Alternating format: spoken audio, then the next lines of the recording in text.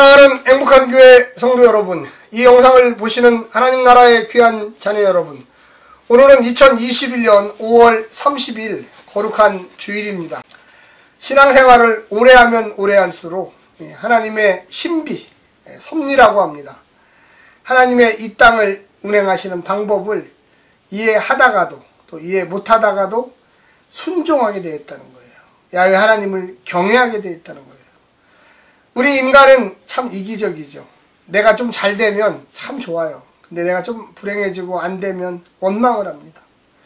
신앙생활을 오래 하면 할수록 좋은 일이나 안 좋은 일이나 겉으로 눈에 볼 때 여러 가지 일들이 일어나도 하나님께서 무언가 우리를 향한, 또 나를 향한, 우리 공동체를 향한 뜻이 있겠지. 그것이 무엇인지는 모르지만 믿음이 깊어질수록 순종하고자 하는 마음이 있습니다. 우리가 많이 하는 말 중에 왜 저렇게 악한 사람이 있을까? 왜 저 사람은 나를 괴롭힐까? 왜 나하고 저 사람은 철천지 원수가 되었을까? 참 그런 사람이 존재한다는 것 자체가 이해하기가 힘들어요. 피하면 그곳에 가면 또 다른 그런 사람이 있어요. 그런 사람들을 악인이라고 합니다. 쉬운 관계가 안 돼요. 가족 중에도 있어요. 참 왜 하나님 나에게 이런 환경을 허락하셨을까요? 뭐 이런 고민에 찬 질문을 던지게 됐죠. 오늘 이와 같은 대답이 오늘 본문에 나옵니다. 오늘 본문을 통해서 참 많은 은혜를 받으리라고 저는 믿습니다. 오늘 본문 잠언 16장 1절부터 15절까지의 말씀을 듣고 다시 오겠습니다.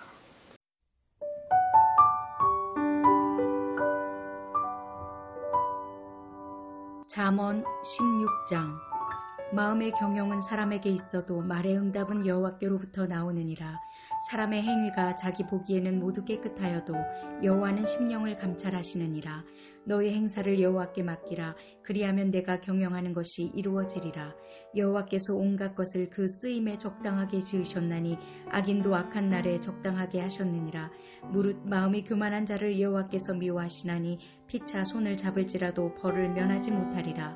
인자와 진리로 인하여 죄악이 속하게 되고 여호와를 경외함으로 말미암아 악에서 떠나게 되느니라. 사람의 행위가 여호와를 기쁘시게 하면 그 사람의 원수라도 그와 더불어 화목하게 하시느니라. 적은 소득이 공의를 겸하면 많은 소득이 불의를 겸한 것보다 나으니라. 사람이 마음으로 자기의 길을 계획할지라도 그의 걸음을 인도하시는 이는 여호와시니라. 하나님의 말씀이 왕의 입술에 있은즉 재판할 때에 그의 입이 그르치지 아니하리라. 공평한 저울과 접시 저울은 여호와의 것이요 주머니 속의 저울추도 다 그가 지으신 것이니라.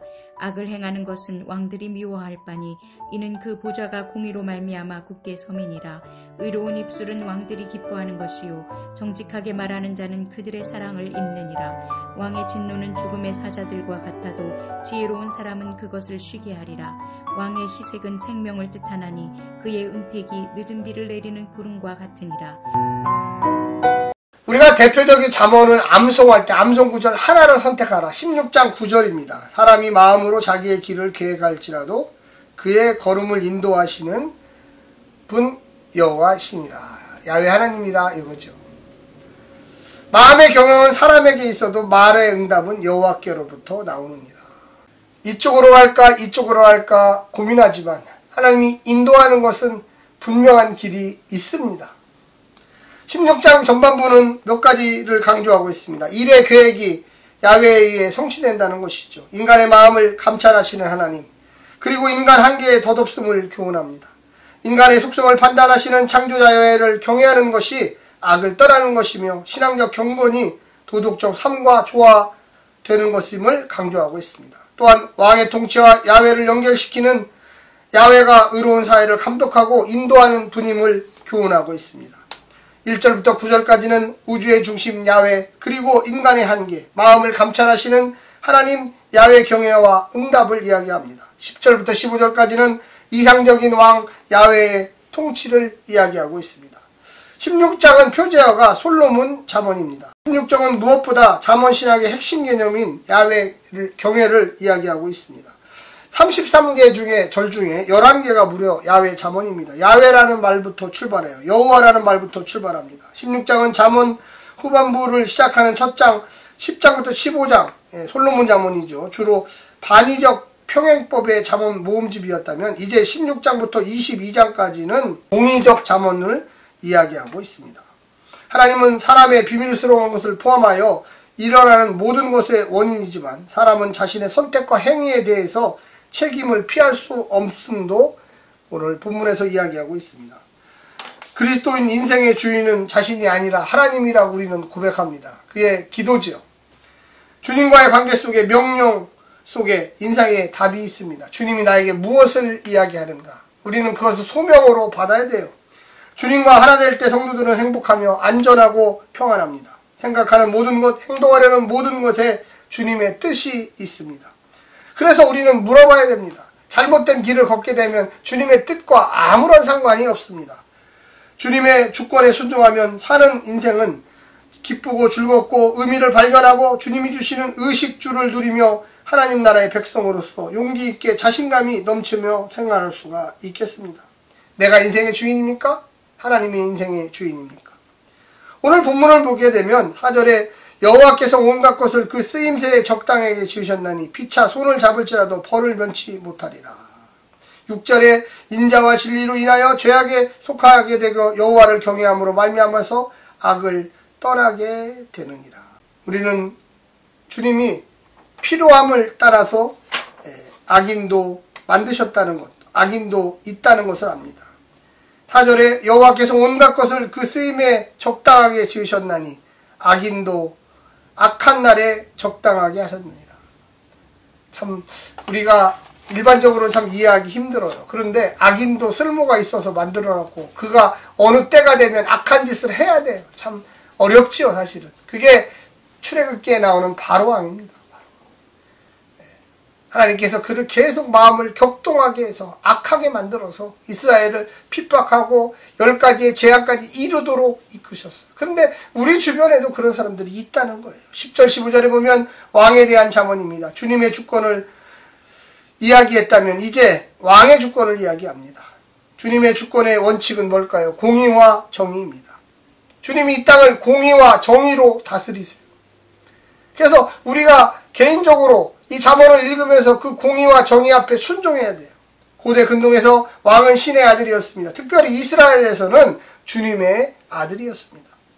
10절 11절은 공정한 재판을 이야기합니다. 12절 13절은 왕은 정의에 대한 민감성을 늘 발휘해야 합니다. 14, 15절은 일반 백성은 왕의 태도에 민감해야 합니다. 왕이 주님의 명령에 어떻게 반응하는지도 알고 있어야 됩니다. 그래서 그가 선한 왕인지 악한 왕인지를 깨달아야만 하는 것입니다.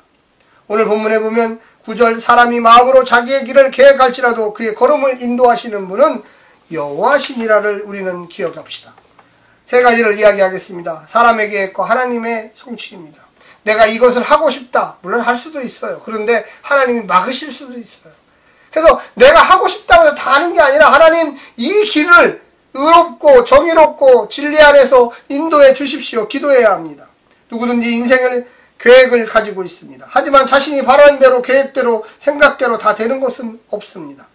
그것을 기대하는 것도 어리석은 일입니다. 성도라면 인간은 그걸 이루어낼 만큼의 능력도 없고 수많은 변수들이 기다리고 있다는 것을 인정하면서 하나님 이곳에 길을 내주십시오라고 기도하면서 야훼의 주권을 인정해야 합니다. 두 번째는 악인의 존재와 하나님의 계획입니다. 왜 이 땅에 악이 필요했을까요? 악한 때가 필요하기 때문에 그 악인을 만들어서 그곳에 놓았던 거죠. 근데 그때 내가 여기 있고 우리 가족이 여기 있고 우리 공동체가 여기 있었던 거예요. 우리는 참 납득이 안 될 때도 많아요. 하지만 하나님은 그들의 역할이 필요하기에 하나님은 참고 그냥 두시는 것입니다. 그러나 때가 되면 그 모든 악들을 제거해버립니다. 그들 역시 인자와 진리의 삶으로 돌아오고 야훼를 경외할 때 심판을 피할 수가 있습니다. 그게 바로 회개죠. 악인도 회개하면 하나님이 용서하십니다. 교만과 악에서 떠나지 않으면 벌을 받게 될 것입니다. 그래서 성도들은 공의를 떠나거나 불의한 소득을 공경해서는 안 됩니다. 마지막 왕의 존재와 하나님의 계획이십니다.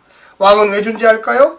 하나님이 위에 존재하기 때문에 그에게 권력을 잠깐 이양했습니다. 맡겨주신 거예요. 청지기로서.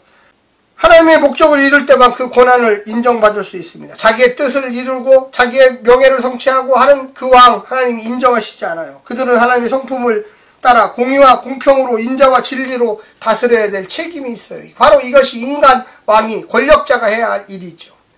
사랑하는 성도 여러분, 오늘도 이 말씀을 통하여 부여잡고 나의 길을 주님께 맡기시고 길을 열어달라고 기도하시기를 간절히 부탁드립니다. 선한 길, 의로운 길, 진리의 길에 서십시오. 샬롬.